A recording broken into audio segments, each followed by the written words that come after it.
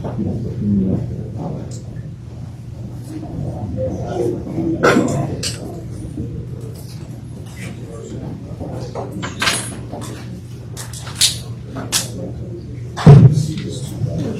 time is now 5:30. The date is June the 18th, 2024. We will call to order the meeting for the City of Statesboro Mayor and Council. We will have our invocation and pledge of allegiance by Councilmember Paulette Shavers.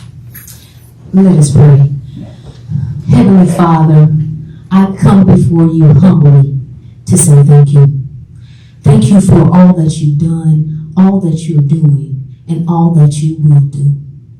I ask that you would continue to bless the people of Statesboro and in Bullitt County. And for the leaders of this wonderful city, I ask that you would continue to endow us with your wisdom, your knowledge, and understanding so that we can guide the city in your way and in your light. In your name, Jesus, I do pray. Amen. Amen. I pledge allegiance to the flag of the United States of America and to the republic for which it stands, one nation, under God, indivisible, with liberty and justice for all. We'll move down to agenda item 3. Agenda item 3A is a presentation by the Greenboro Commission, if we will.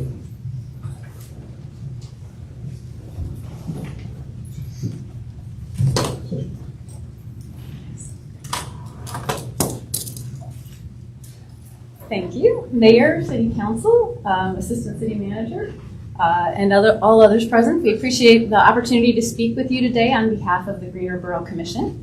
Greenboro members, can you all rise so that people can see who's present here? Okay, fantastic. We've got a great group here, and I'll be calling on all of them to address any questions that you all might have that I can't help with. So I am Dr. Lissa Leagy. I'm a professor of biology at Georgia Southern, where I've taught environmental biology for 26 years and then served as the founding director of the Center for Sustainability for 12 years.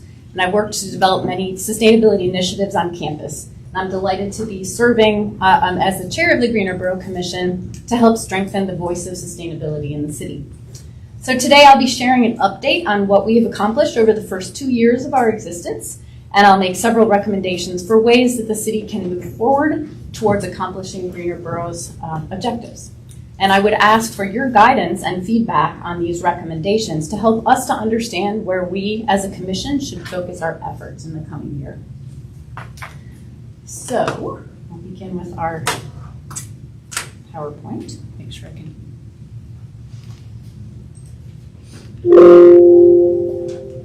There we go. Okay. So in our first year, we wanted to develop our mission and our objectives, and so I'll read to you the mission today. So our mission is to continue to grow a resilient, welcoming, and healthy Statesboro in which wise planning meets the clean air, water, and other livability needs of all, including future generations. And you can see listed our members from the first 2 years of our existence.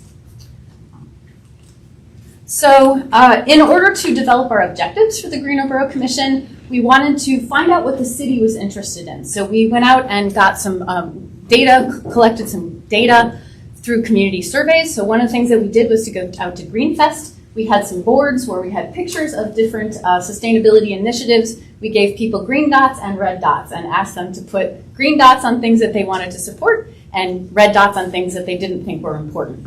And we did the same thing at several different other venues. Trinity Episcopal Church, we gave a presentation also at the Botanic Garden Lunch and Learn. And then we also have ongoing online and paper surveys as well. And so in terms of the response to this, what I'm presenting here is taken from 442 dots that were placed during Greenfest. And this is representative of what we saw from other events as well. So our number one most important thing in the minds of the city of Statesboro that we surveyed was recycling. So people felt that that was a very important initiative that's missing right now. Number two, biking and walking trails. These were of high importance to people. They like what we have and they want more of it. Then they also felt that pedestrian-friendly cities was critical. That means nice shade trees, safe places to walk and bike, and places that are friendly to pedestrians. And fourth was solar initiatives. So there's definitely some interest in the community in working with solar for our community.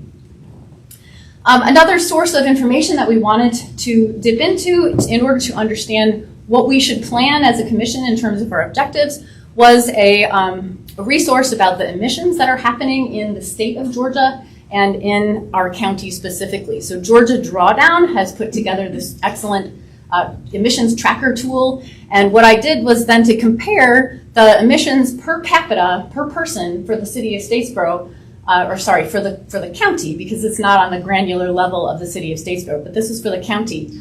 Compared that with the average emissions per person for these kinds of things for the whole state.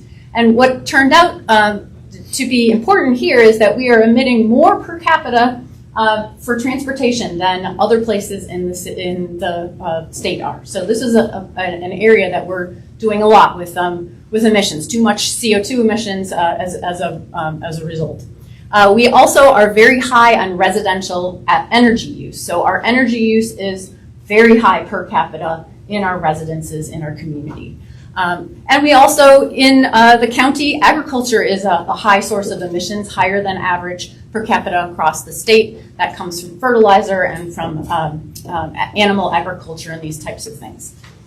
So we wanted to take these into account in developing our objectives. So from the community feedback and also from the emissions tracker, we came up with our objectives to, number one, reduce solid waste.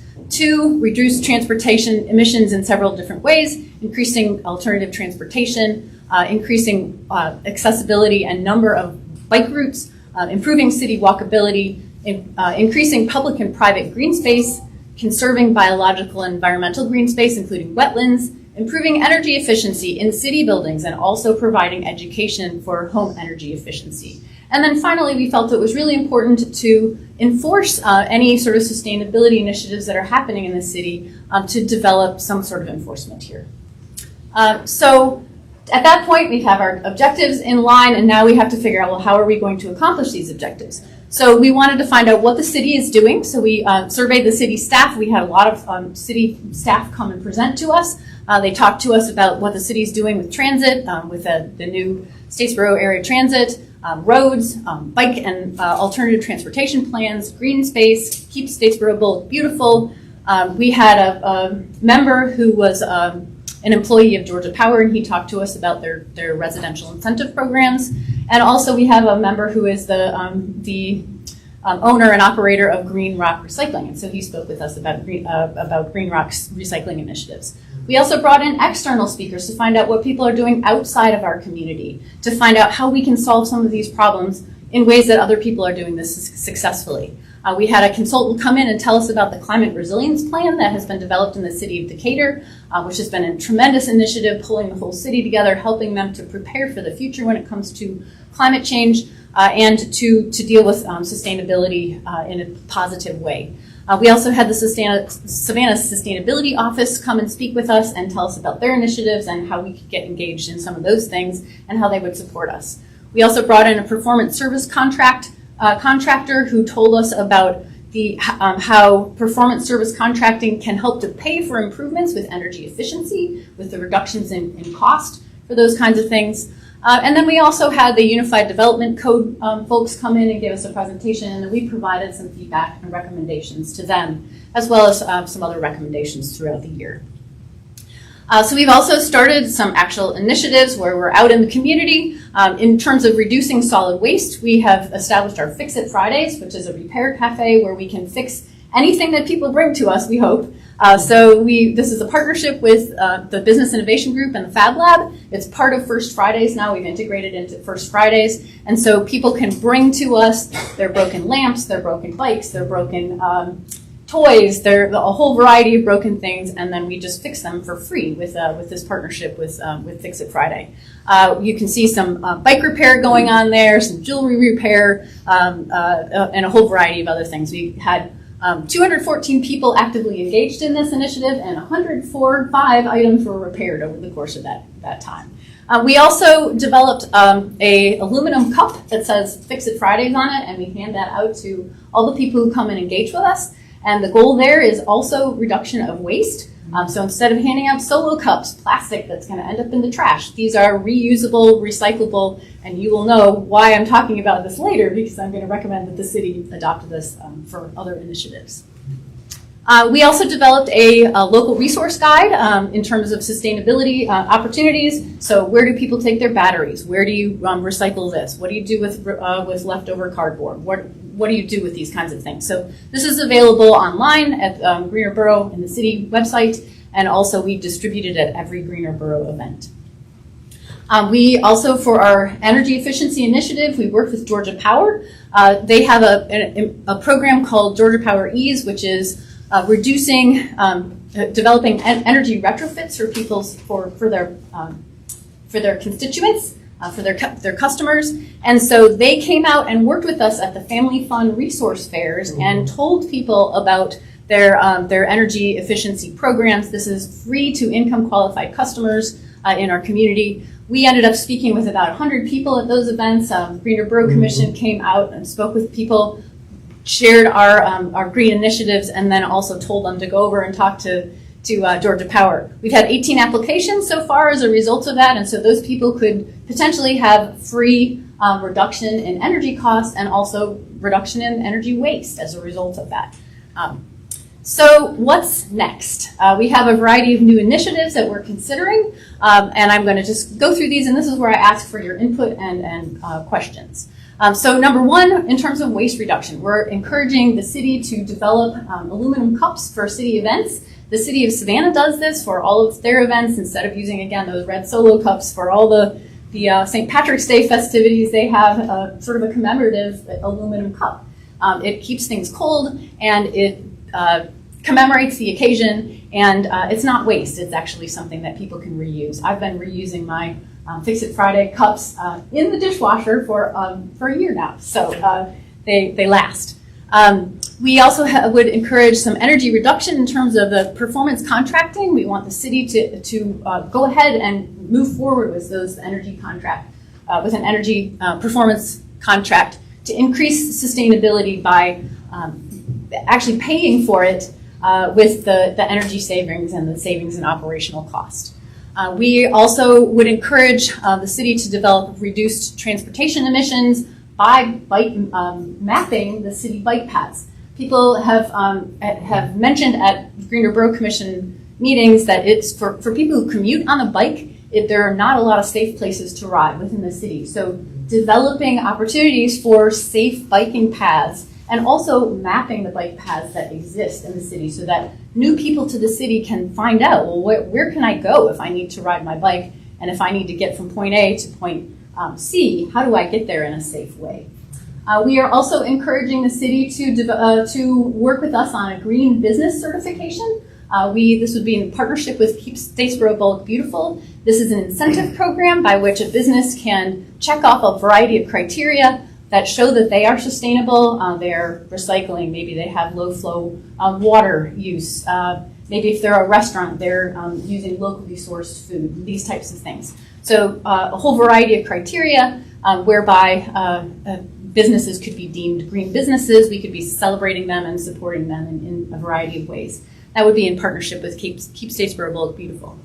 And then finally, kind of as an overarching approach, we are encouraging that the city consider developing a climate resiliency plan. And this climate resiliency plan, I'm going to actually read you the definition of climate resilience.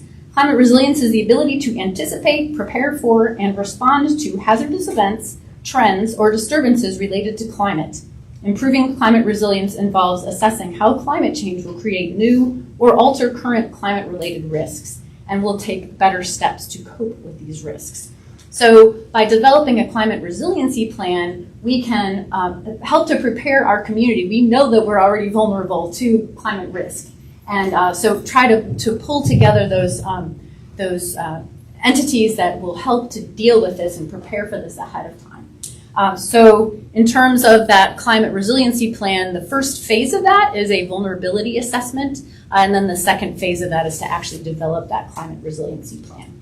So we would encourage that the city move forward with some of these ideas. And we are seeking your feedback about what you think are valuable initiatives and what we as a commission should be focusing on in our year to come. Thank you. Thank you. All right. Council, any questions or comments? Oh, no, I'm in favor of all of them. But I'm curious to hear from the other council members present, which seems most important or what attracts your interest. What attracts my interest would be the biking trails, because I've had a lot of individuals come to me personally, stating that there are not a lot of trails for bikers, and with trying to keep the city safe, I feel like we do need to have adequate biking trails, share the road a little. Another one that I heard you speak of was the Fix It Fridays.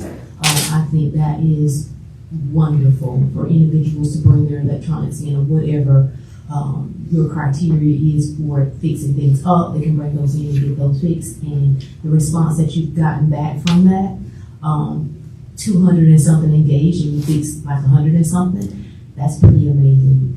What I'm kind of concerned about is the aluminum cups for the city events. When you say you want us to adopt this initiative, are you referring to people that come to the city events, they bring aluminum cups, or we provide aluminum cups for them? What, could you explain that?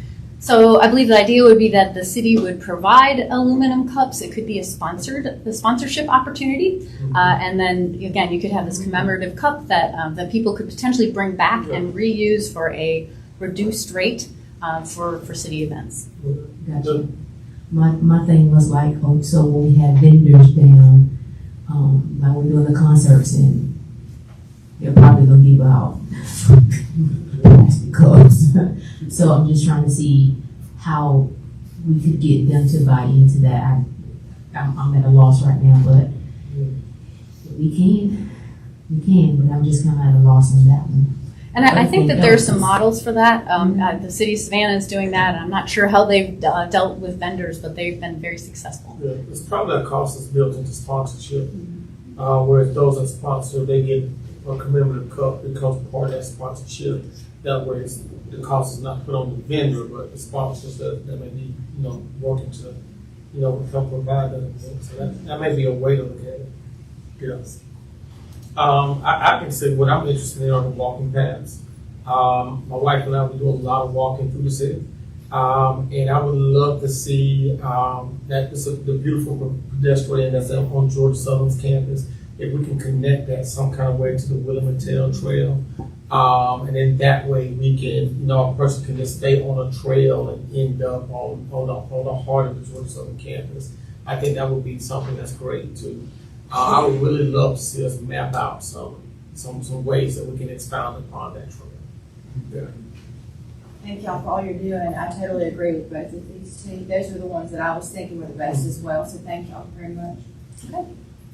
So one more comment that I would make, we just approved the money for the consultation on the Brannan connector. And so part of that is developing more safe places for people to walk and to ride their bikes. So I want to do a shout out for the staff who've already been working on that because we do know it's important. And a lot of the people in Statesboro know it's important to be able to safely bike. So appreciate Marcos Trejo, who is our staff liaison, John Washington, David Moya, everybody who's working on making that more accessible.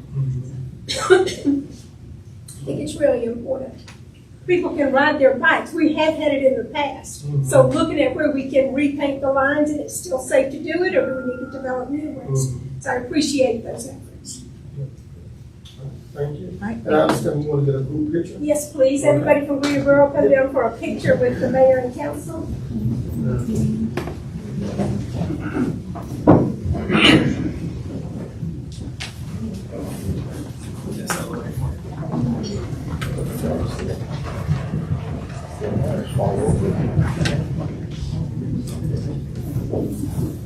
Lane's back. She'll tell us where to I have to stand. use my cell phone. I didn't know y'all wanted to. Okay, sorry. No worries. I didn't bring my camera. I'll come in with that. Good to have you back. Yes.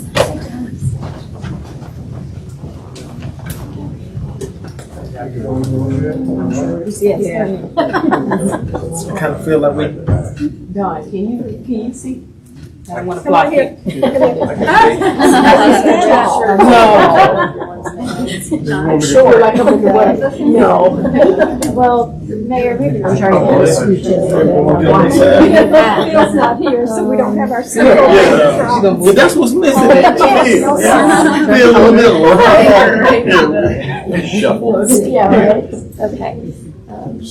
I can see. Yeah, that's good. If you can't see me, I can't see you. I think everyone's good. Okay. Ready? 1, 2, 3. 1, 2, 3. Let me turn on the flash. 1. I'm still smiling. We're taking pictures? Okay. 1, 2, 3. Thank you, Lonnie. Thank you guys. Thank y'all for everything y'all doing.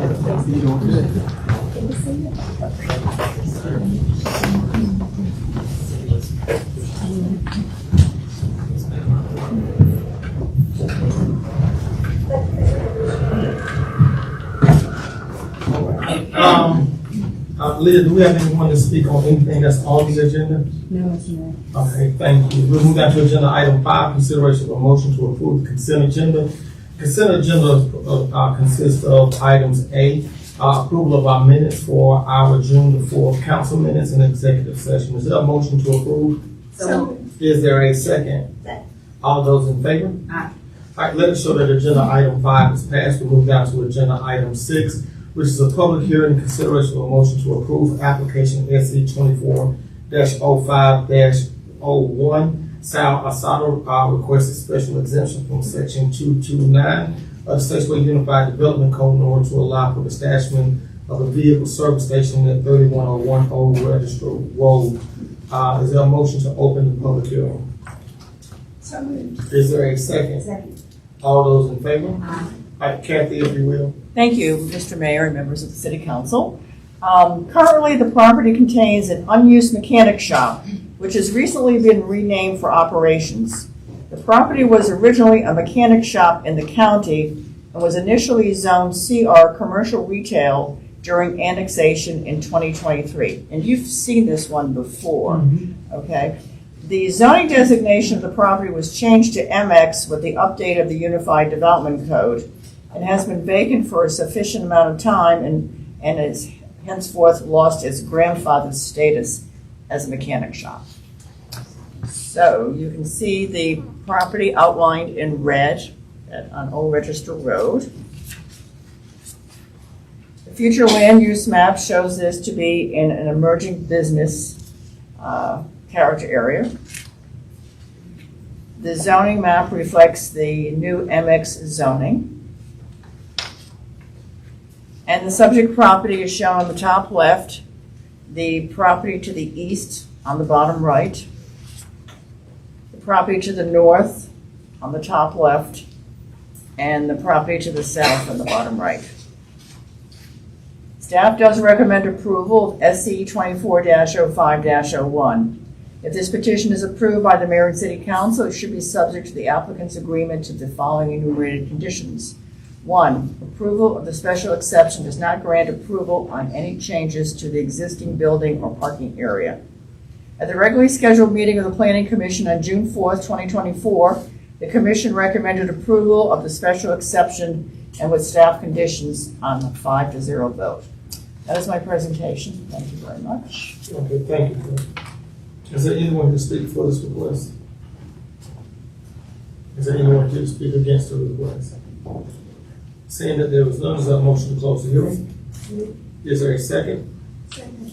All those in favor? Aye. All right, any council discussion? Seeing that there is none, is there a motion to approve the staff recommendations? So, second. All those in favor? Aye. All right. We'll move down to, you good down in this form? I'm sorry. You good, in favor? Yes, All right. thank you. All right. All right, so with since there's no further council discussion, we approve the staff recommendations, we'll move down to agenda item 7. Agenda item 7 is a public hearing, consideration of a motion to approve an application RZ 24-0502. The Young Men's Christian Association of Coastal Georgia Incorporated requests a zoning map amendment from the R5 zoning district to the mixed use zoning district on approximately 8.29 acres a property in order to add services for a future daycare and medical office at the existing Y at 409 Claiborne Avenue. Is there a motion to open the public hearing? So moved. Is there a second? Second. All those in favor? Aye. Kathy, if you will. Yes, thank you. Currently, the property is an existing YMCA on 8.29 acres, which was originally developed as a school. The applicant intends to utilize the disused portion of the building in order to provide additional daycare and medical facilities. As per the Unified Development Code, the existing Y facility is an allowed use as a nonprofit philanthropic organization, but the additional commercial uses being proposed require a zoning map amendment to the MX mixed-use zoning district in order to allow by right use of the property for the additional proposed commercial uses. And you can see the location outlined in red of the Y on corner of Brannan and Gentilly Road. The future land use map shows most of it to be in the existing residential neighborhood. However, there is a sliver that is in the developing neighborhood center. The zoning map shows this to be zoned R15. And the subject property is shown on the top left, the property to the west on the bottom right, the property to the south on the top left, and the property to the north on the bottom right. Staff does recommend approval RZ 24-0502. If this petition is approved by the mayor and city council, it should be subject to the applicant's agreement to the following enumerated conditions. 1, approval of the zoning map amendment does not grant the right to develop on the site without approval. All construction must be approved by the city. At the regularly scheduled meeting of the Planning Commission on June 4th, 2024, the commission recommended approval of the zoning map amendment with staff conditions upon the 5-0 vote. That is my presentation. Thank you, Judge. Is there anyone here to speak for this request? Hi, Mark Bruce, and good afternoon. I am here on behalf of the YMCA and indirectly on behalf of Dr. Michelle Zena, who's seated right over there, who you may or may not know, but we're fortunate to have her here in Statesboro. She is a pediatrician who specializes in childhood behavior issues, in particular autism. And the Y felt that she'd be a good fit for their premises there. And she's somewhat outgrown her facility right now, which is in the old Dr. Reddy's office location on Savannah Avenue.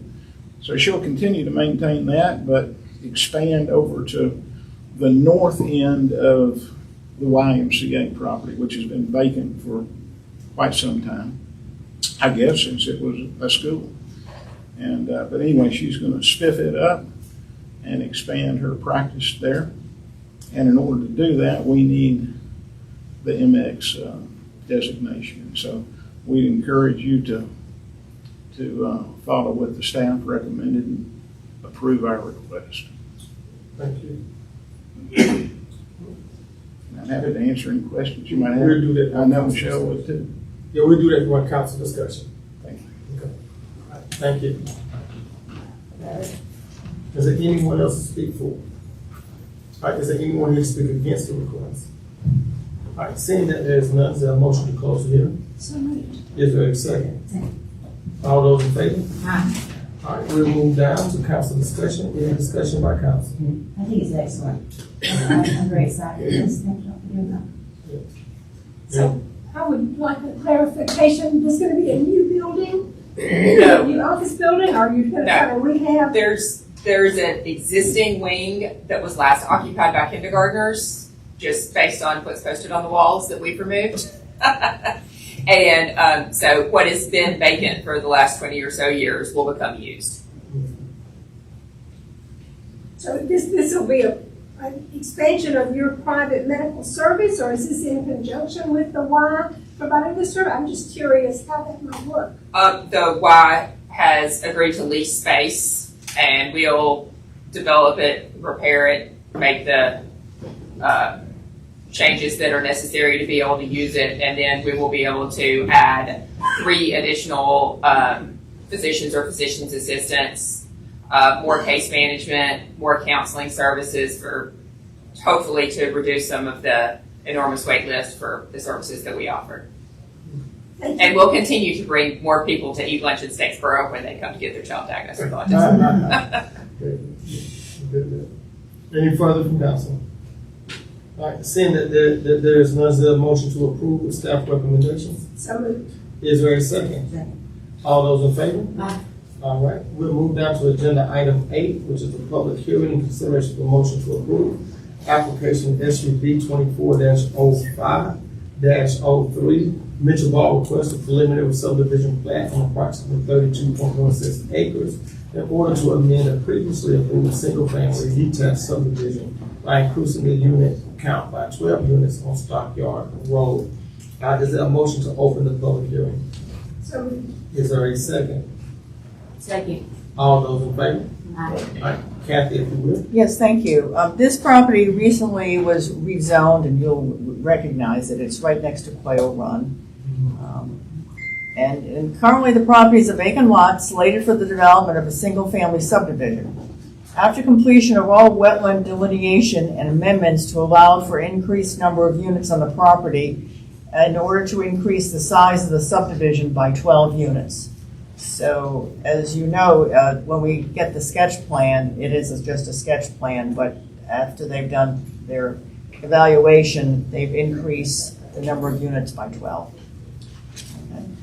And you can see the outline of the property in red. The future land use map shows this to be an established residential neighborhood. The zoning was recently rezoned, as you know, to R6, single family residential.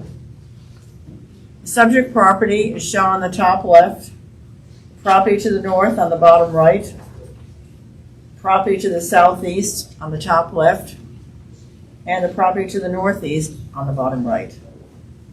And this is the preliminary plat that we're asking for approval tonight. Staff does recommend approval of SUB 24-05-03. If this petition is approved by the Mayor and City Council, it should be subject to the applicant's agreement to the following enumerated condition. 1, approval of this preliminary subdivision plat does not grant site and/or building plan approval as submitted. Project will be required to meet all city ordinances and applicable building codes. At the regularly scheduled meeting of the Planning Commission on June 4th, 2024, the Commission recommended approval of the preliminary subdivision plat with staff conditions on a 5-0 vote. That is my presentation. Thank you, sir. Thank you, Kathy. All right, is there anyone that will speak for the request?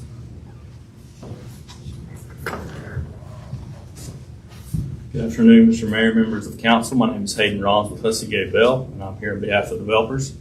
Like Ms. Kathy said, this is one that we've seen quite often these last few months. This is what we hope to be the last change. The lots decreased in size by 6 feet wide, so that's where the increase came from. But I would ask for the council to follow staff's recommendation for approval, and I'd be glad to answer any questions that you may have. Thank you. All right, anyone here to speak against the request? All right, seeing that there is none, is there a motion to close the hearing? So moved. Is there a second? Second. All those in favor? Aye. All right, any discussion by council? Yeah.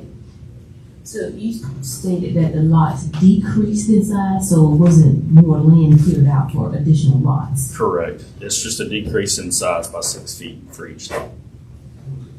So roads didn't move. It was just the envelope of each lot got a little slightly smaller.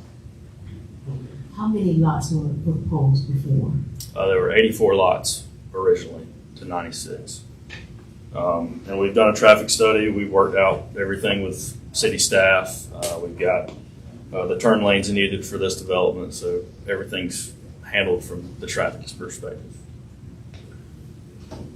Mr. Mayor, my memory is that we had concern from the adjacent neighborhood Because that's one of the required exits, they had to have at least 2 exits, Yes. ways to get in or out. But now the same developer has acquired that property, the same owner, so we know we have the other outlet over to Williams Road on the west side.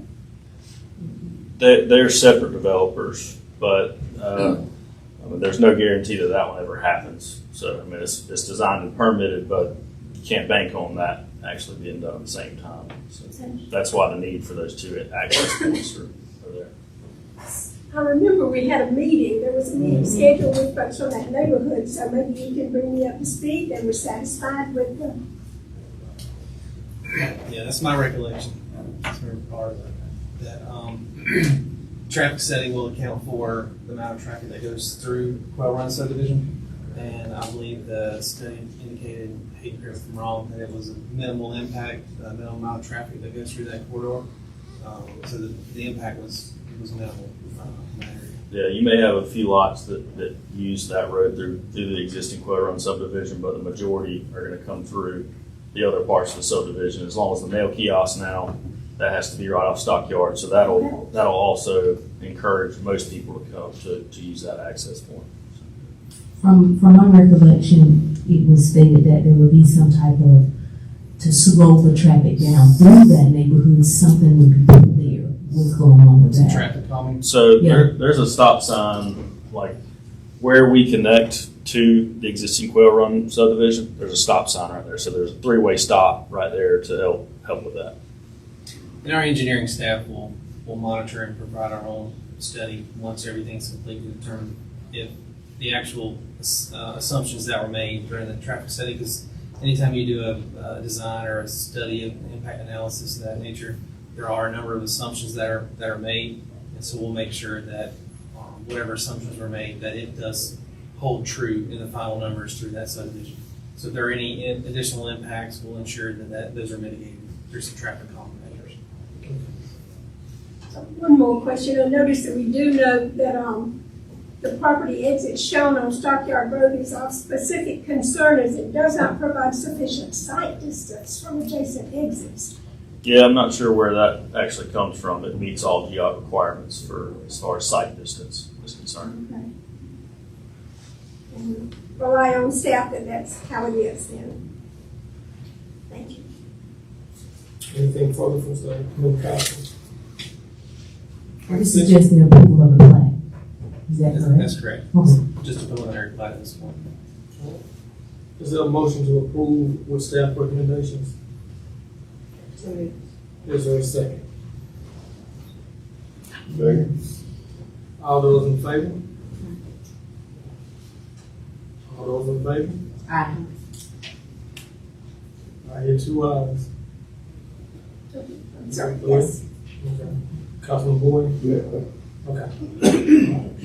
Thank you. All right.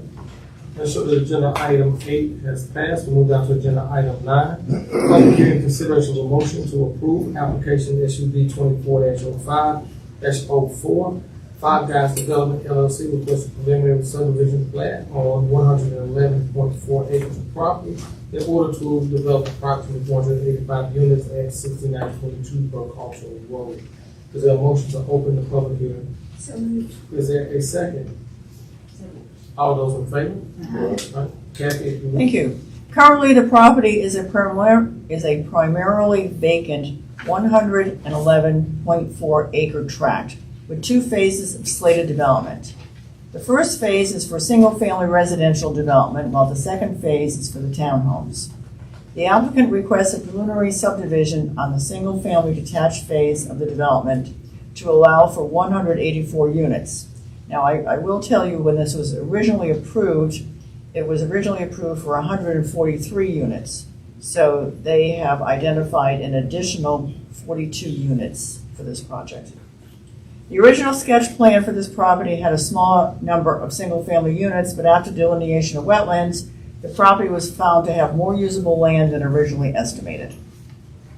And this is the parcel, 111 acres, fairly cleared land.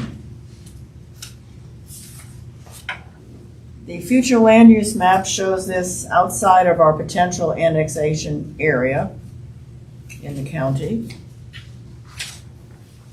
The zoning map reflects the newly acquired zoning, which is R2, which allows for single family as well as the townhomes.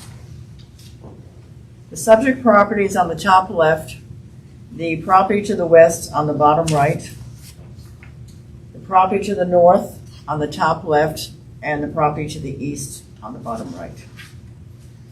And this is the site plan for it, and you can see there's a red line delineating the area. On the left side is phase 1, and the area on the right side, which will include the townhomes, is the phase 2.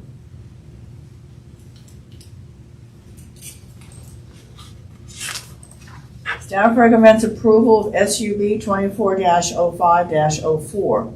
If this petition is approved by the mayor and city council, it should be subject to the applicant's agreement to the following enumerated conditions. 1, approval of this preliminary subdivision plat does not grant site and/or building plan approval as submitted. Project will be required to meet all city ordinances and applicable building codes. 2, the right-of-way being dedicated to the city must be completed before approval of a final plat. 3, as per the recommendation of the traffic study provided by Wilburn and Modino LLC, the applicant must provide additional right-of-way or a permanent easement on the site to allow for the completion of recommended turn lanes, as well as to allow for the recommended traffic circle at the intersection of Kawana Road. At the regularly scheduled meeting of the Planning Commission on June 4th, 2024, the Commission recommended approval of the preliminary subdivision plat with staff conditions on a 6-0 vote. That is my presentation. Thank you very much. Thank you, Kathy. Is there anyone here to speak for this request?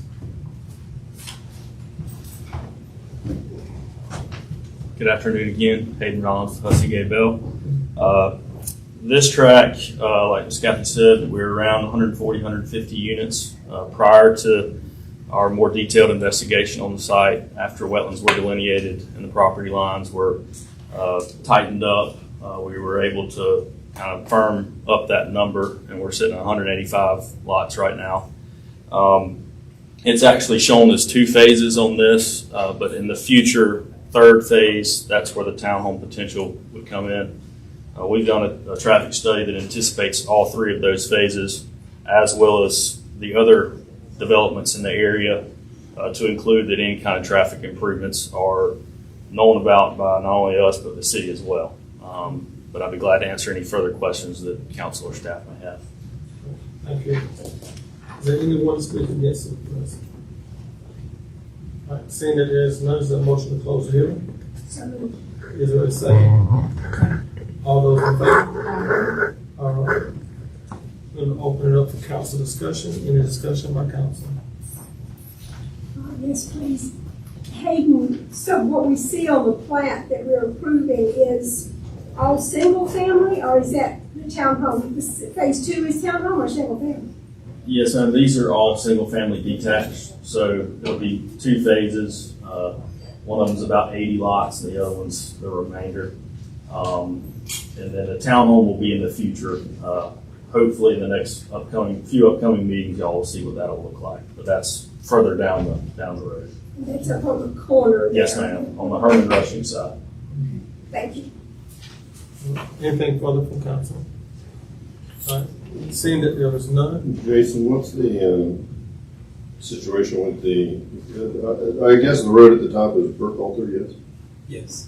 So what's the situation with, that road is going to have to be expanded at some point. So what kind of considerations are there? Turn lanes are one thing, but that could be 4 lane through there at some point, or even 5, Some sense of widening. I don't know if it would be that wide. But I know engineering staff has had conversations with Hayden, and I can yield to him. Yeah, so what we've done is the study has included really further out county developments, as well as everything that's around the city right now that we know about. Right. And we've projected from what we can in the future. What we're doing to kind of prepare for that is, as part of this process, we're deeding over additional land on both sides of the road. Right now, that's a 50-foot right-of-way. We're going to increase that to at least 70. We're going to help install the turn lanes, as well as on the roundabout up at the future potential roundabout up by the Kiwanis Road intersection. That will require additional property as well that we're trying to help the city acquire. But a big deal in this was helping the city out with the traffic study that was done as well. So, and that also includes the improvements needed at the Fair Road Highway 67 intersection, which we all know is GDOT responsibility, but also a headache to get through right now. So. Yeah, I know you're gonna continue to get. So that was my only concern here, since, you know, on the right-hand side of the drawing there, I mean, you're already getting traffic passing into that intersection, so, you know, jumping down another. Sure. 400 or 500 trips a day. Yeah, and their secondary access point, which would be, it was indicated to be across from Kiwanis, at the Kiwanis Road intersection. That would be beneficial in getting traffic off Burr Culture, across Burr Culture, down to Kiwanis and back towards other routes, away from that Fair Road intersection. That would just add more traffic on a road that's already in bad shape. Yeah, we've had conversations, our staff has had conversations with county staff on a number of occasions. And we are already working on some design and some study and some design on Kiwanis at S&S and Kiwanis at Brandon Street. So we're moving forward with those necessary improvements on this, in this corridor. Mr. Mayor, I don't recall having heard before about a traffic circle there, but that sounds excellent. I mean, it's going to be what on the other side of 67, but it's a really good way to slow down traffic and manage it better. For sure. And reduce delay of these intersections. I recommend we slow it down and speed it. Sure. Any further discussion by council? All right, seeing that there's no other motion to approve staff recommendations, So, is there a second? second. All those in favor? Aye. All right, let's move on to agenda item 10, which is a public hearing, consideration of motion to approve application SC 24-05-05, CRE Impact BCM Southern Central Georgia, LLC requests a special exemption from section 2.32 of the Statesboro Unified Development Code to allow for approximately 1,000 square foot commercial space in the proposed multi-story apartment development located at 1701 Chandler Road. 10B is an application SU 24-05-06, CRE Impact BCM Southern Statesboro Georgia LLC requests a special use permit to allow for an increase in the allowed density of a proposed multi-story apartment development located at 1701 Chandler Road. Is there a motion to open this up for public hearing? So moved. Is there a second? All those in favor? All right, Kathy, if you'll give us some Yes, insight on thank this. you. Currently, the property contains the existing Baptist Collegiate Ministry building, which will be demolished in order to allow for the development of a 4-story mixed-use residential building. As per the current zoning, a special exception is required for the proposed coffee shop, and commercial space would not be an allowed use on the property, although the religious activity center would be allowed under the current zoning. The applicant will also require a special use permit in order to allow for the increase in project density beyond the standard 12 units per acre allowance, as authorized by section 2.7.2 of the Unified Development Code. And so as mentioned on Chandler Avenue, this is the site of the existing building, which will be torn down. The future land use map shows this to be in the University District. The current zoning is R4. And the subject property is on the top left. The property to the north on the bottom right. The property to the west on the top left. And the property to the south on the bottom right. And here is a sketch plan of the project. You can see the parking is in the back and the building fronts on Chandler Avenue. And the next slide is, this is a blue color to represent the Eagles, I guess. So, anyway. Staff does recommend approval of SC 24-05-05 and SU 24-05-06. If this petition is approved by the mayor and city council, it should be subject to the applicant's agreement to the following enumerated conditions. 1, approval of the special exception does not grant the right to begin construction on the site. 2, demolition of the building may be allowed prior to the issuance of a land disturbance permit, but no additional grading work may be implemented before issuance of said LDAP. 3, the property owner will provide the city with the opportunity to acquire appropriate right-of-way on Chandler Avenue for the completion of sidewalk improvements as shown on the development plans. 4, the applicant will be allowed to develop pervious pavers for 10% of the required parking, but must ensure that all parking relief provisions as provided by the UDC, i.e. bus stops, charging stations, and bike racks, are maintained on the site. 5, any road closure determinations must be agreed upon by the Director of Public Works and Engineering. At the regularly scheduled meeting of the Planning Commission on June 4th, 2024, the Commission recommended approval of the special exception and special use with staff conditions upon a 6-0 vote. That's my presentation. Thank you very much. Thank you. Is there anyone to speak for this request? Yes, sir. Mr. Mayor, Commissioners, I'm Jeff Warwick, and I'm the owner of the property at 1701 Chandler. And I'm in long-term partnership with the Georgia Baptist Mission Board on this property and a number of properties across the state of Georgia. And our purpose is to further the mission of the Georgia Baptist Mission Board. We start with the ministry and we end with the ministry. And so what's happened here is that the GB&B has been on this campus for over 75 years doing great ministry work. And they've been doing that across the state. They are working out of older facilities with challenging budgets, and we've come to partnership with them on a long-term basis, as I said, to bring them brand new space for their BCM. Where the heart of that space is a new worship hall that expands indoor and outdoor. It allows for 100, 200, 300, however many students that need to show up that night into the future for their ministry efforts. And so we've designed and are going to build, hopefully, a community that is based on ministry. And it's anchored by the BCM, always will be anchored by the BCM. And we're adding a small, what we call support retail, which is this coffee house. It really supports the ministry, and it attracts students, hopefully, who will come in and out of the project on occasion and maybe have some interest in going through the doors of the ministry.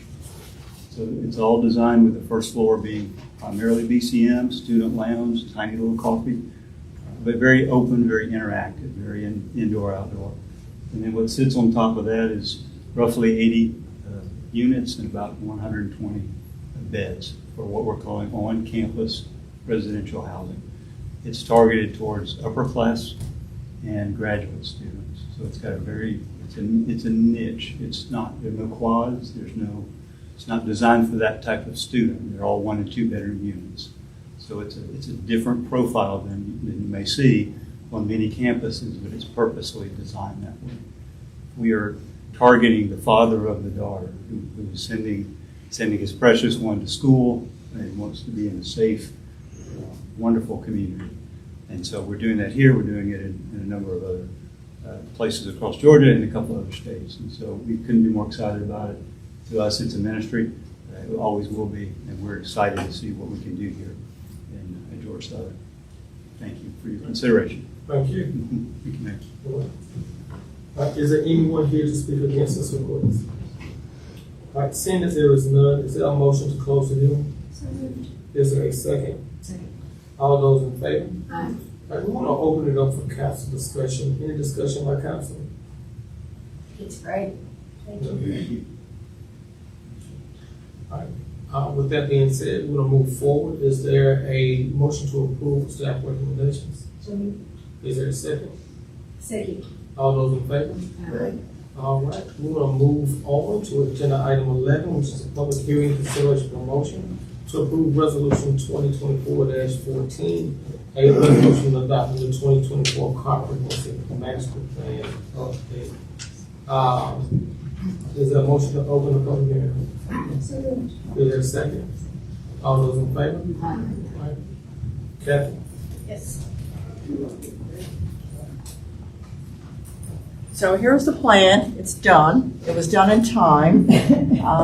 We've met our local qualified government standards, and which needs to happen by June 30th.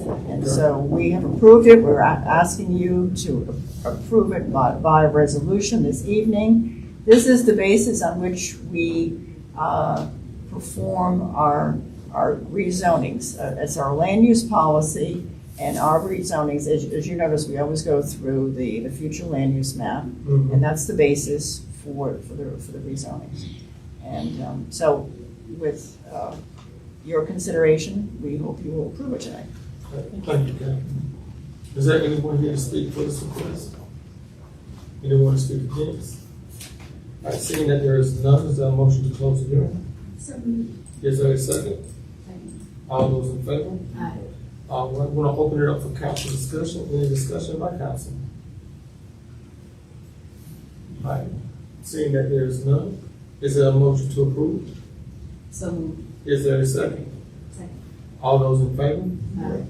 All right, let's move down to agenda item 12, which is a public hearing, consideration for a motion to approve resolution 2024-15, a resolution exempting certain vehicles from warranty requirements for 1 year. Is there a motion to open the public hearing?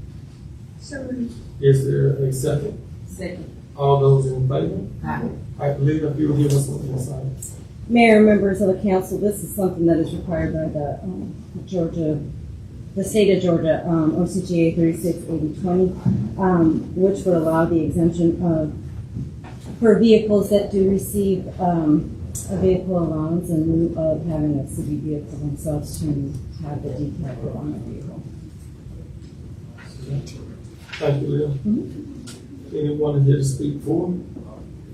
Anyone here to speak against? Is there a motion to close the hearing? So moved. Is there a second? Second. All those in favor? All right, we're gonna open it up for council discussion. Any council discussion? This is pretty routine, isn't it? We do it every year. Yes, ma'am. It's required every year, 12 months. So basically, folks who are getting a vehicle allowance, but they don't have to have a sign on the side of their personal vehicle for the city of Statesboro. Yes, ma'am. Thank you. All right, any further council discussion? All right, seeing that there is none, is there a motion to approve? So moved. Is there a second? All right, all those in favor? Aye. All right, we're moving down to agenda item 13, consideration of a motion to approve resolution 2024-16, a resolution to adopt the fourth amendment to the fiscal year 2024 budget for each fund of the city of Statesboro, Georgia, appropriating the amounts shown in each budget as expenditures and expenses, adopting the several items of revenue anticipations, and prohibiting expenditures or expenses from exceeding the actual funding appropriated. Justin, if you'll give us a little insight. Thank you, Mayor. As is common and customary through the course of the fiscal year, we will hold these budget amendments to true up the revenues and expenditures that occurred throughout the year. Sometimes, as you can see in the packet, we'll have line items that will go a little over on the expenditure side and other items that come under. And so this item allows us to be able to true up our accounting. I'll be happy to take any questions you have. Okay. We're gonna open it up for council discussion. Any discussion by council? Seeing that there is none, is there a motion to approve? So moved. Is there a second? Second. All those in favor? Aye. All right, we move down to agenda item 14, consideration of a motion to approve resolution 2024-17, a resolution to adopt the fiscal year 2025 budget for each fund of the city of Statesboro, Georgia, appropriating the amount shown in each budget as expenditures and expenses, adopting the several items of revenue anticipations, and prohibiting expenditures or expenses from exceeding the actual funding available for appropriations. Jason. Thank you, Mayor. It's presented at the May 14th work session and again at the June 4th public hearing. The fiscal year 2025 budget is a total of $108,973,973 $1,000 and 976. A lot of numbers. However, the total operating expenditure budget is $53,253,761. Currently, we have balanced the budget with $730,755 in fund balance from the general fund. However, as we go through the course of the remainder of this fiscal year, and then as we get the final property tax digest from the county, approaching the September tax hearing process, then we'll know better about where we are as far as how much of that fund balance we will or will not have to use. And again, at that point in time, we can, if necessary, we can make budget amendments to the budget based on where we fall, whatever council determines is an appropriate millage rate at that point in time. Thank you, Judge. Thank you. All right, any discussion by council? All right, seeing that there's none, is there a motion to approve? So moved. Is there a second? Second. All those in favor? All right, we move down to agenda item 15, consideration of motion to approve resolution 2024-18, a resolution adopting the statute schedule of rates, fees, and fines. Jason? Thank you, Mayor. As previously noted, the fiscal year 2025 schedule does include 10% increase in the residential and sewer rates, residential and commercial sewer rates. We are not proposing any amendments, any adjustments to the water rates. However, we are also proposing, and that's based on the 2022 Rapatella study that we had. If you remember, we had a consultant that came in and studied our water sewer fund, water sewer enterprise, and looked at where we were, determined that our water rates at the time were where they needed to be based on our peers and where our total budget was at that point in time. However, our sewer rates were low. We were leaning pretty heavily on the water rates to carry the fund. So this continues with those recommended adjustments from the consultant at that point. Plus, there are some increases to tap fees and aid construction fees in anticipation of increased residential and potentially commercial development that we'll see. We're trying to capture that on the front end. Again, the aid to construction fee is essentially like an impact fee, if you will, that goes towards and set aside for the wastewater treatment plant expansion, which will be critical as we go forward addressing the needs of growth. And finally, the other item that is updated in this schedule of fees, and you'll see in your packet that these are the highlighted items, is the police and fire extra duty pay. It's a nominal increase in that to adjust for the increased compensation that we have in our pay plan. I'll take any questions you may have. All right, thank you, Jason. All right, we want to open up for council and council discussion. Seeing that there is none, is there a motion to approve? So moved. Is there a second? Second. All those in favor? All right, we move down to agenda item 16. Consideration of a motion to approve resolution 2024-19, a resolution accepting road right-of-way of Farmville Drive, Leverly Way, Boston Farm Lane, Royal Farm Lane, fire apparatus turnaround 2, and future road extension within the Farmville subdivision as public streets to be only maintained by the city of Statesboro. Jason? Thank you, Mayor. Roads and infrastructure in Fern Hill subdivision, which is just off the Lakeview Road, and just past the landfill on the right. That has been completed. Final plat has been recorded. The developer, LNS Acquisitions, seeks at this time to dedicate the roadways and public infrastructure to the city of Statesboro, so we can then move forward with permitting some houses out there. I'll take any questions you may have. Thank you, Justin. Any discussion by council? Yes, please, Mr. Mayor. Go ahead. Is that commonly the order? Because there's nothing there but roads right now, and gutter and sidewalk. Is that commonly the order with new developments, that we take the roads before there are any houses out there? Yes, ma'am, unless they provide some kind of bond on the front end. Under our subdivision ordinance that this subdivision was developed under, that developer has two options. One is they can bond the infrastructure, and you'll see in some cases where houses start before the roadways are complete. So they will pull a bond so they can ensure that we have the financial assurances we need for the completion of the infrastructure. If for some reason they get in there and start building homes and then default, they have that collateral. And then the other option is that they will not, they'll waive that right, and they will complete all the infrastructure so they don't have to tie up any credit that they may have through a bond or letter of credit. And that was the option that this developer chose to go with.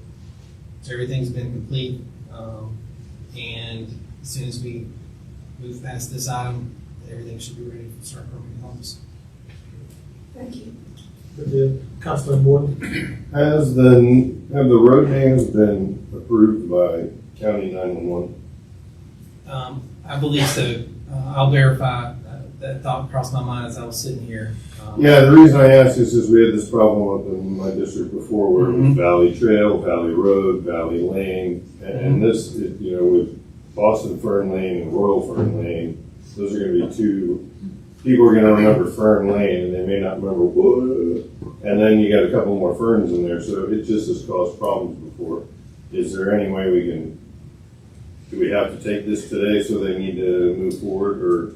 My point is, it would be beneficial for us to run that by 911, because it's just such a pain in the, wherever you want. It's a pain to deal with changing the road names after people are already living there, Right. After it causes problems. That's right. So, this approval would allow them also to be able to get their subdivision reimbursement, incentive reimbursement. Right. And so that's holding that up. And with the next council meeting not occurring until the second regularly scheduled meeting in July, I would prefer if we could move forward with this item, and if for some reason there's a conflict, we could come back and amend those names. That would be easy enough, and we could do that before we have permits out there. That would tie it up. Okay, because like I said, it was just I don't know, you guys may not, I'm trying to think. Were you around for any of that? Yeah, I No. So, yeah, I mean, when they renumbered Northside Drive and then had to rename Valley Trail and a couple other things, it was just a long, drawn-out process, lots of confusion. So the last thing we want to do is build homes out there and then change the road names. That's right. So we could double check on that. Yeah, we can catch that. We've got time to catch that and make any corrections needed. All right, well, if that's the case, that's a good point. I appreciate you bringing that up. Mr. Mayor, can we approve subject to 911's approval of the names? Yeah. That works. Okay. I'm down with that. All right. Thank you, Jason. Thank you. All right. Is there a motion to approve what's subjected to 911 changes? So moved. Is there a second? Second. All those in favor? Aye.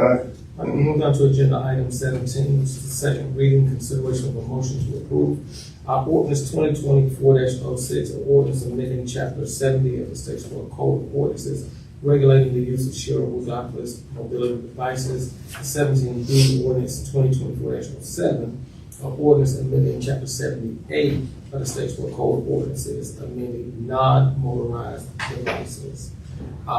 Jason, you want to give us a little bit of insight on that?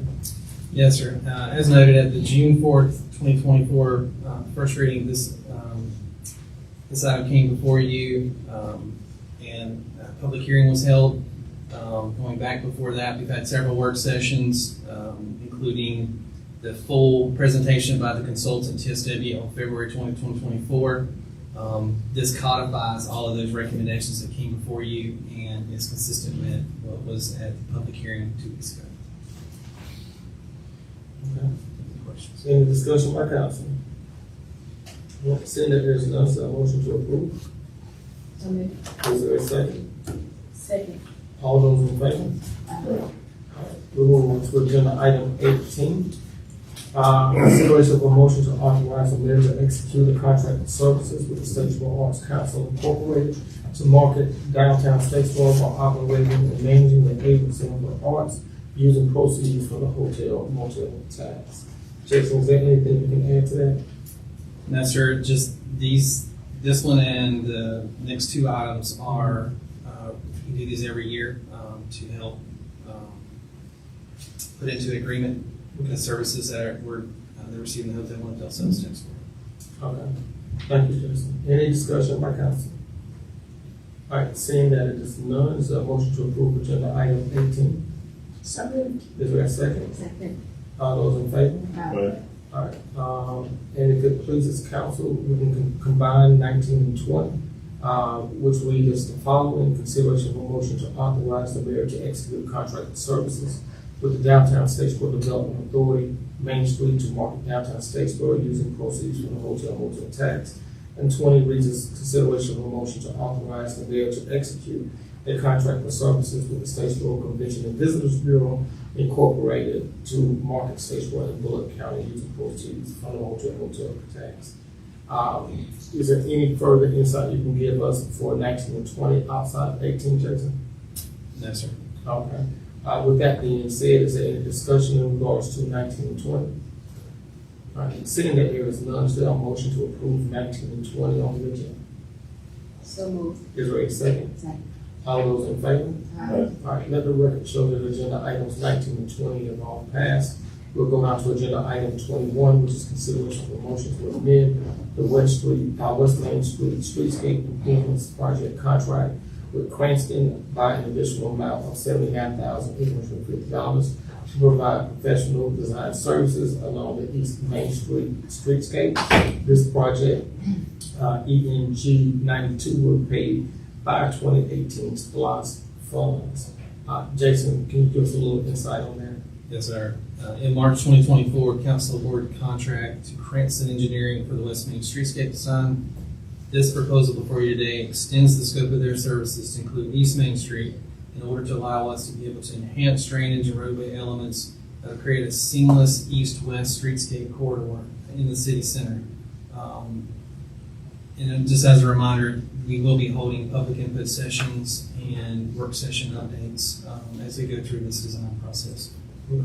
Thank you, Jason. Any discussion by council?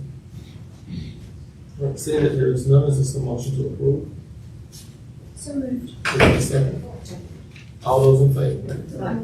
All right, we move down to agenda item 22, which is consideration for a motion to award a contract to Hussey Bell Engineering Incorporated in the amount not to exceed $76,900 to provide survey, design, permit, bid, and contract administration services for sanitary sewer rehabilitation in the Fair Road, East Main Street, and US Highway 80 areas.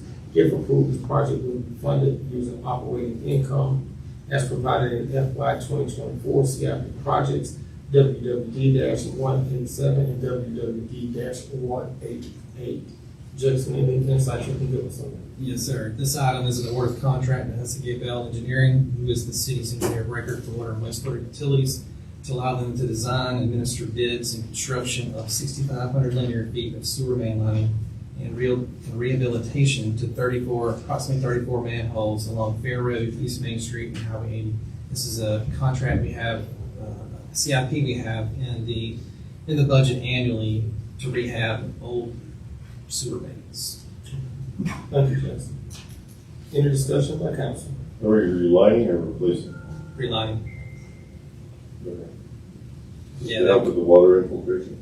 Yes, this will help with the inflow infiltration, Okay. which is a huge benefit to the treatment plant. Oh, sure. Any further discussion by council? All right, is there a motion to approve? So moved. Is there a second? All those in favor? All right, we move on to agenda item 23, consideration of a motion to enter into a memorandum of understanding with FS2 Land Holdings LLC to cost share the construction of a sewer lift station to serve Quail Run subdivision. The city will contribute 20% of the cost, not to exceed $149,602. This project, WW32, will be paid for with the funds from the American Rescue Plan Act, which have been set aside for utility extension into underserved areas. Jason, anything to add to that? Yes, sir. As have been noted previously, the city was initially planning to install a sewer lift station to serve the Quail Run subdivision primarily. This precedes item 8 that you have on your agenda tonight. However, when that adjacent property came under contract and a design moved forward to city staff, it was clear that a larger lift station was needed to serve not only their property, not only Quail Run property, but the basin in general. And so we required that, as is customary, we required that developer to upsize that and design that lift station, the sewer lift station, to be able to serve that drainage basin for the sewer. So we reached an agreement with the developer where the developer's going to pay for their share, and they're installing that, and we'll partner with the developer as we've done in other scenarios such as Optum in that area out there, where our share primarily for Quail Run is only 20% of the total cost. Because it's a huge cost savings in ARPA funds to the city. And we'll be coming back before you later with design for the infrastructure and Quail Run site. Absolutely. All right, thank you, Jason. Any discussion by council? This is another situation where once we get the individual lines designed, the homeowners will have a decision to either abandon their septic tank and tie on, or For Quail Run? yeah, Yeah, and we've had those meetings with the neighborhood before. with Quail Run specifically. Mm-hmm. Okay. Just checking. Any further discussion by council? All right, seeing that there is none, is there a motion to approve? So moved. Is there a second? All those in favor? All right, we move on to agenda item 24, which is consideration of a motion to approve task order number 9 in the amount of $69,960 from Goodwin Mills and Kaywood as part of the Stormwater Master Plan and Professional Services Agreement to perform a stormwater study in the Whitesville area. This project will be paid through the stormwater utility funds under STM-2 Drainage Basin H&H Modeling CIP. Jason, any insights you can give to us on that? Yes, sir. So this item is an award of contract to Goodwin Mills Kaywood, who is the city's stormwater engineer of record. They will perform survey and hydraulic and hydrologic modeling, it's H&H, to determine drainage patterns and conveyances, provide concept design, which will improve upon existing drainage deficiency in Whitesville. Whitesville, as you know, has some drainage concerns in the neighborhood, in the area. So this will help us to be able to understand better about what the needs are in that community, including improvements to culverts, potentially a regional detention pond, and this is consistent with what we've been doing with other drainage basins in the city, such as North Lake and that we did over like in James Floyd, Roundtree, London, Kent Street area. I'll take any questions you may have.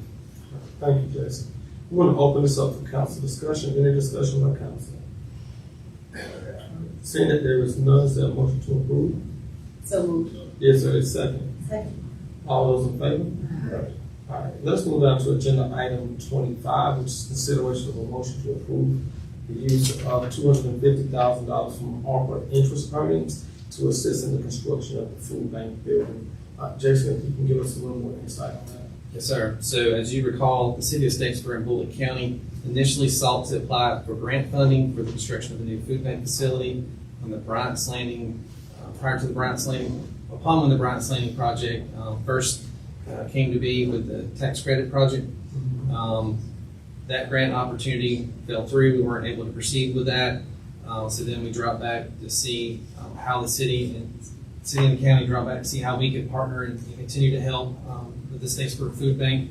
And at that point in time, if you recall, the city pledged $500,000 in ARPA funds. The county pledged $500,000 in ARPA funds. We used some of those funds towards the acquisition of property for where the food bank is under construction now.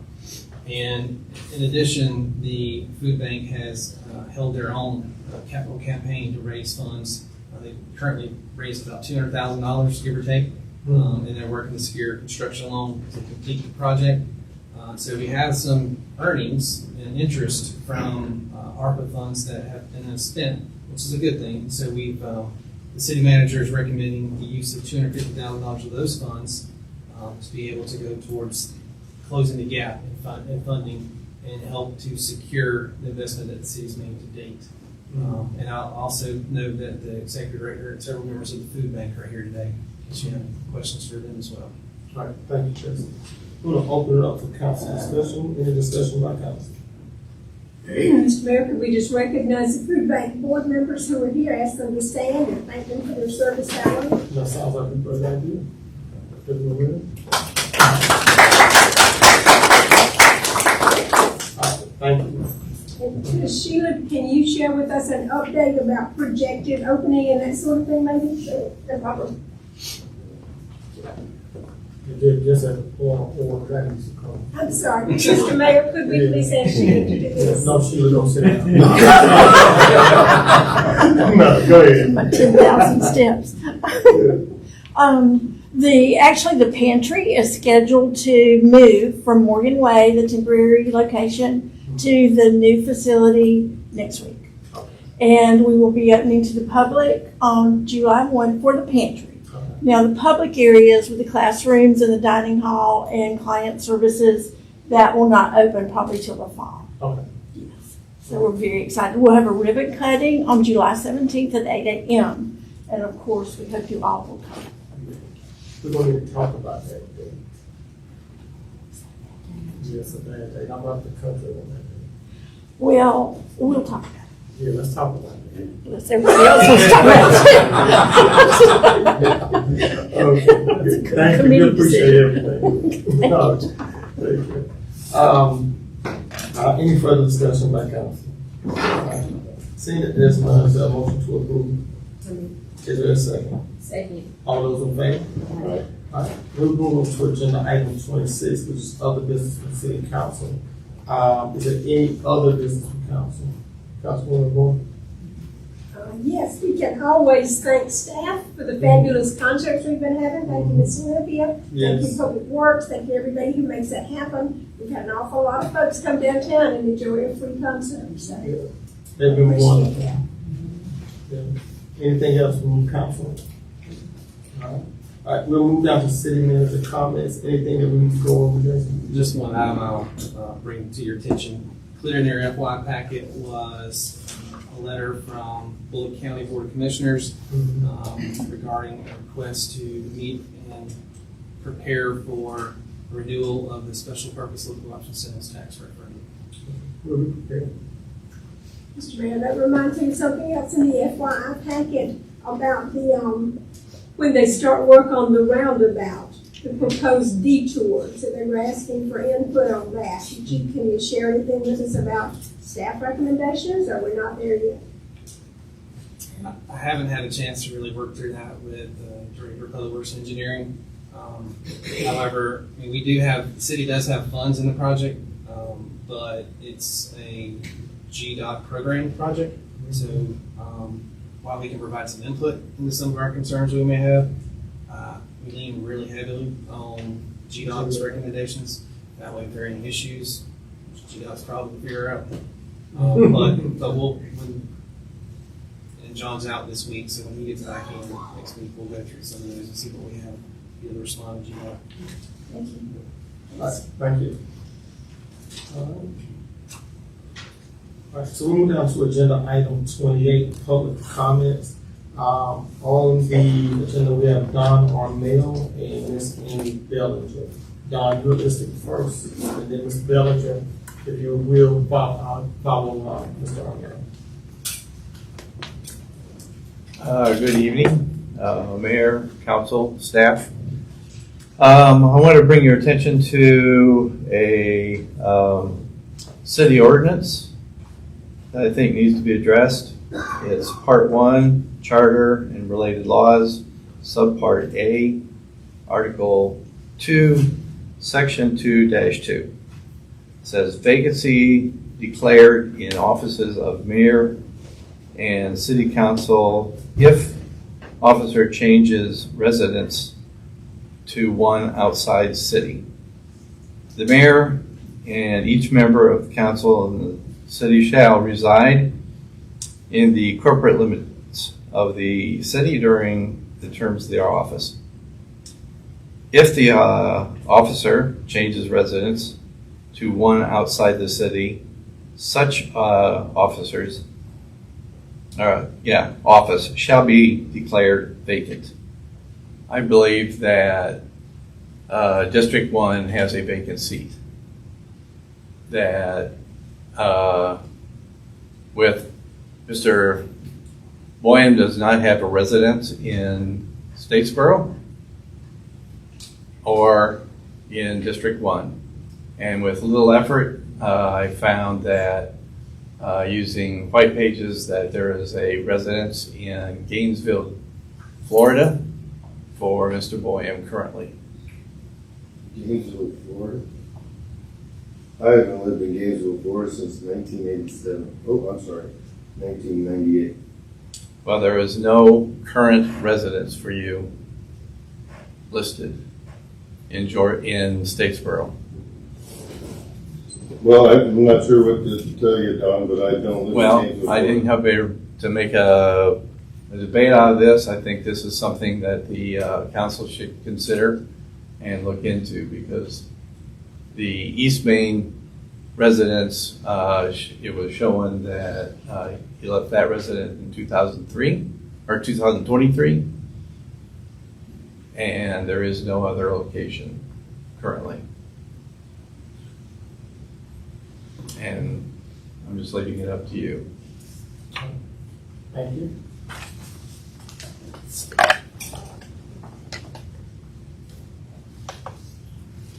Ms. Bellinger? You're next. You're next, Ms. Bellinger.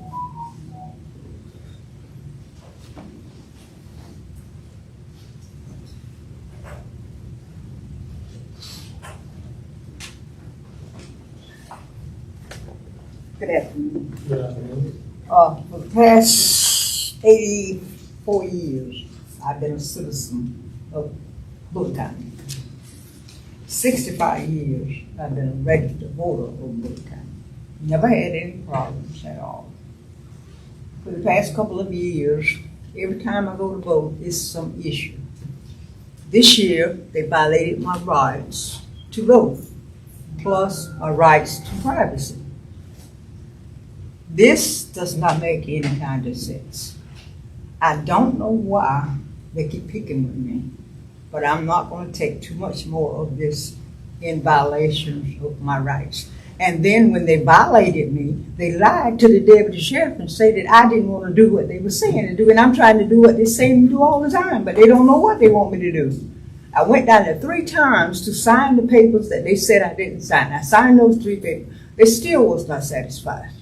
Now, I don't know what's going on with them down there, but y'all should be more careful as to who you put in positions that covers all types of people, old people, young people, black people, white people, green people, purple people, whatever kind of people it is.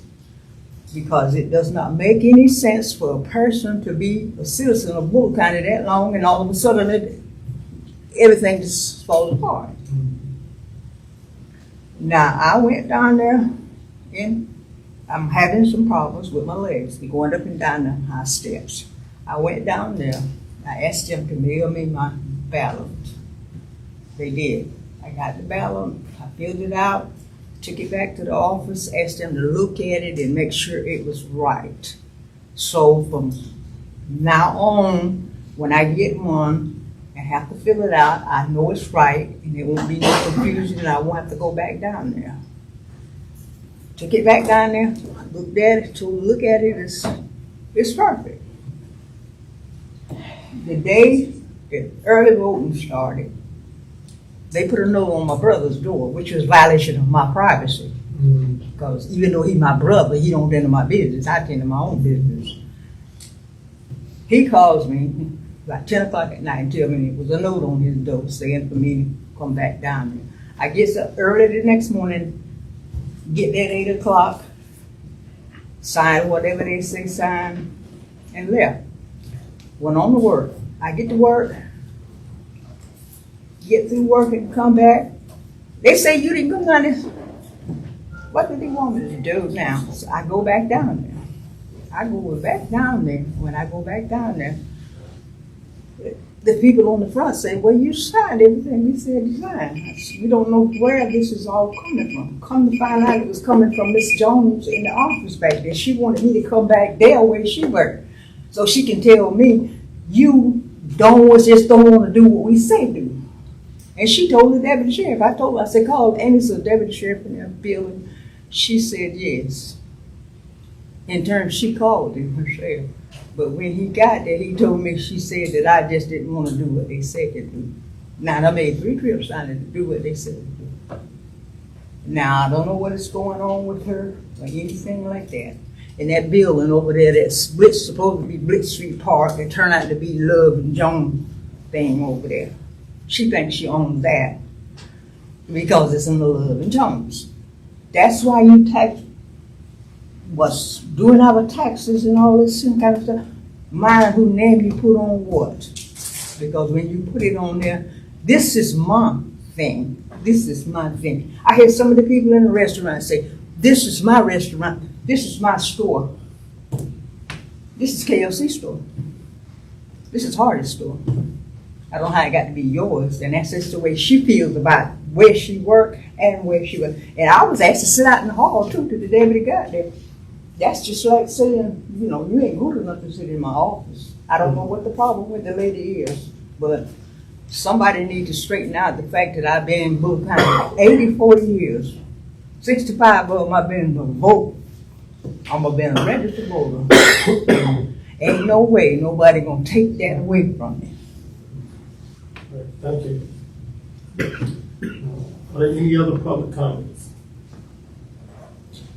Seeing that there is none, we'll move down to agenda item 29. Consideration of a motion to enter into executive session. Tonight we will be discussing personnel matters and real estate in accordance with OCGA 50-14-3B. Is there a motion to go into executive session? Second. Is there a second? All those in favor? Chief, if you will.